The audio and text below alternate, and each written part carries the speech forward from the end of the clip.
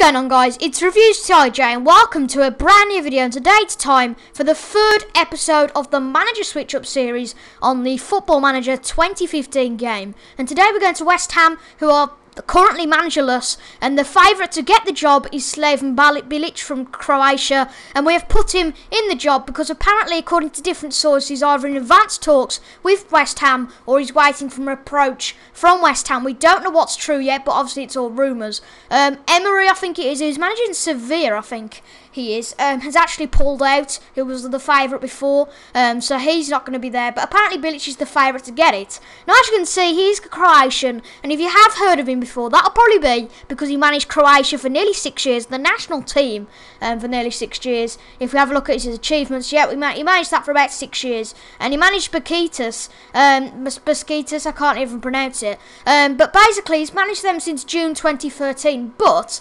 he's leaving at the end of this season. I don't know if he's left yet, but he definitely is leaving at the end of this season, and that kind of signifies that he might be in talks with former club West Ham. As you can see, he played for them for 2 years, and he also played in the World Cup for Croatia as a defender in his player career. He's also managed clubs such as Lokomotiv Moscow, as I said, Croatia before, the under-21s manager of Croatia, and then I believe that it's a Croatian club who he was a player of before that. But I just want to see how he does. Maybe he could bring some Croatian personnel in, but as you can see from his scouting knowledge, he's got really good knowledge of various different countries, such as his home nation Croatia, and vital scouting knowledge of England, Russia and Bosnia and Herzegovina, as well as Germany, Slovenia and then Albania, Macedonia and Montenegro. But anyway, it's enough of me talking. Let's just see what Slaven Bilić does at the club, and let's see what happens at the next update. Wow, what a season. Chelsea sack Mourinho, Palace sack Pardew, Arsenal sack Villa, Arsenal sack Wenger, and Burnley sack Dyche.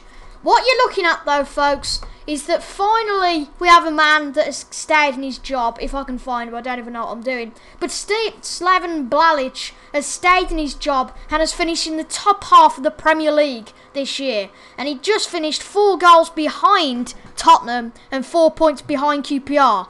And incredibly, 18 points off the relegation zone. And how did they do it? Well, on the last day, they actually drew with Manchester United, and that's quite interesting. So let's have a look what they did in the transfer windows. They didn't really do a lot, actually. They brought Kvesi in from Crystal Palace for a striker. And how has he done? He's played 4 matches, kind of like a rotational backup player. Lee Novak's joined as well from Birmingham, who is a decent side, and he's played 9 games.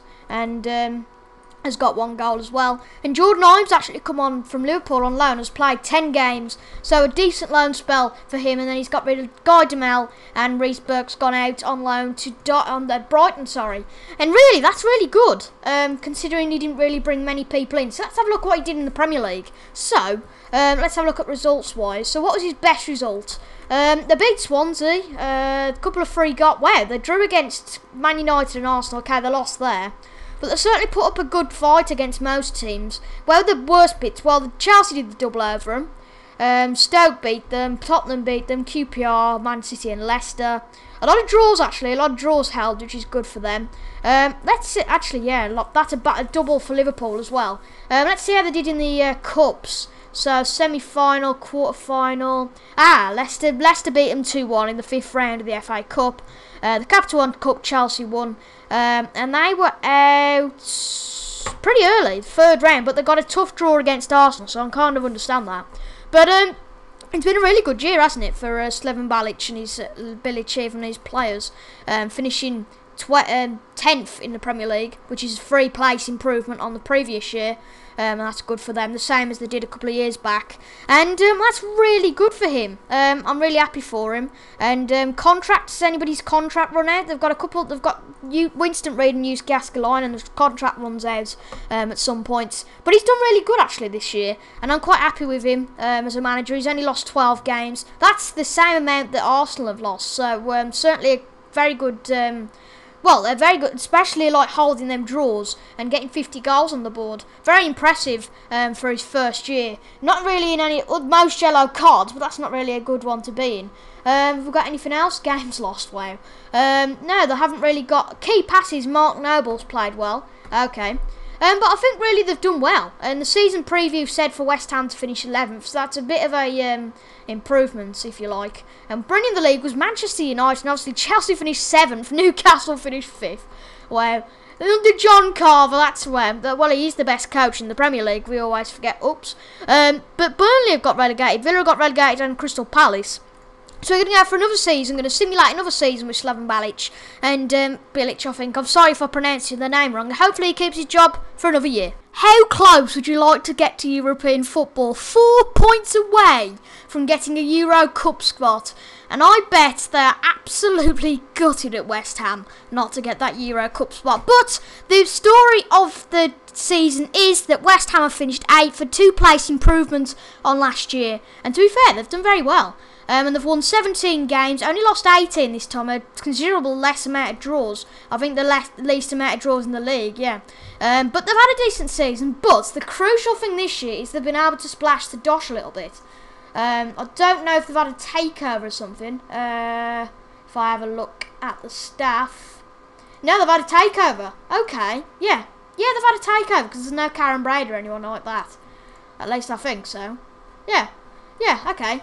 So the reason that he's been able to splash the dosh is that. And he's bought in 2 players for nearly 3 million. Pavel Kadirabek, who is from Czech Republic. He's played 36 games this year and has been very good, actually. A 7.24 rating. Very solid for the team. And Fulani Sororo, who's from South Africa.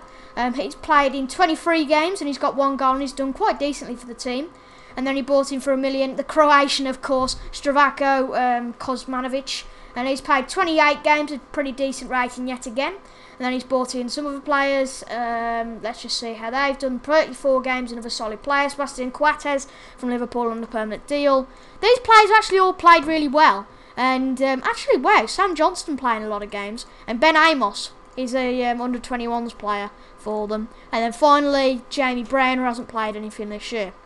But they did, actually, free transfer. Winston Reid, Carlton Cole. Aaron Cresswell went for 9 million. So that's probably really why they spent the money. Aaron Cresswell went, and then Reece Burke and Stephen Hendry even. And then Lee Novak, who was there last year, actually went on loan to Rotherham, which is interesting. And then Kevin Nolan left on a free transfer as well. But as you can see in the league, they finished 8th. What did they do in all the cup competitions, though? I can't really get there at the moment. But what did they do in the cups, then? So in the Capital One Cup, where they're at the 3rd round, they've still got a really poor draw against Manchester United. Then the FA Cup, they're just keen to get crap draws against Chelsea, and they lost that. But let's have a look at Premier League. They did a double over Liverpool. Wow, that's impressive. Chelsea beat them twice. Did anybody else beat them? Oh, 5-0 against Everton. That's a nasty one. A collection of losses here. A lot of losses this year. But if you look at the Premier League, it was really dotted around. They didn't really have much of a run of form. They just generally lost one. And then the draws came this point, and that point. But it's a decent season for them. And they're playing a 4-4-1-1 formation. This is an interesting formation. And really, I can't really say anything else. Whether Slaven Bilić will stay at the club any longer, I don't know. But that's going to be the end of this video. Oh, sorry, that's when it started. I thought that was when it ended. Sorry, but yeah, that is the end of this video, folks. If you want to see some more Slaven Bilić, if you want to see more of this, definitely leave a comment, and I'll save this save file. May have a midweek episode of Manager Switch-Ups instead of the Sunday episode for 2 more seasons of this with West Ham, because this is a really interesting development. But this is it for this video. Make sure to leave a like, comment, subscribe. Make sure to leave some suggestions for next Sunday's episode, and make sure to let me know if you want to see an episode, maybe on Wednesday perhaps, for 2 more years of Slaven Bilić. But that's about it from me. Thank you guys for watching. I'll be Reviews Ty J, and I'll see you guys later. Bye bye.